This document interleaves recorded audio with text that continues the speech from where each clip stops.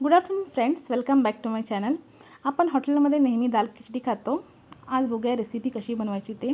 त्यासाठी मी बासमती राईस घेतलेला 1 वाटी, थोडीशी तूर डाळ, मूग डाळ आणि मसूर डाळ हे सगळं स्वच्छ धुवून कुकरला 3 शिट्या काढलेल्या आहेत. त्यानंतर एका कढईमध्ये मी तेल गरम करून घेतलं. तुम्ही तूपसुद्धा घालू शकता. त्याच्यामध्ये जिरं, बारीक चिरलेली हिरवी मिरची, लसूण आणि कढीपत्ता, त्यानंतर बारीक चिरलेला कांदा आणि बारीक चिरलेला 1 टोमॅटो हे सुद्धा सगळं तेलामध्ये छान भाजून घ्या. त्याच्यानंतर त्यामध्ये मी हळद, मीठ, तिखट, थोडासा गरम मसाला आणि जिऱ्याची पावडर घातलेली आहे. हे सगळे मसालेसुद्धा तेलामध्ये छान भाजून घ्या. त्याच्यानंतर जो आपण शिजवलेला डाळ आणि भात आहे तो आपल्याला घालायचा आहे. आणि त्याच्यामध्ये थोडंसं पाणी ॲड केलं आहे मी, कारण दाल खिचडी ही पातळ असते. त्यानंतर 1 चमचा तुपाचा आणि वरती कोथिंबीर गार्निश केलेली आहे. आपली दाल खिचडी रेडी आहे. आवडल्यास मला लाईक, शेअर आणि सबस्क्राईब करा. See you in the next video. Bye bye.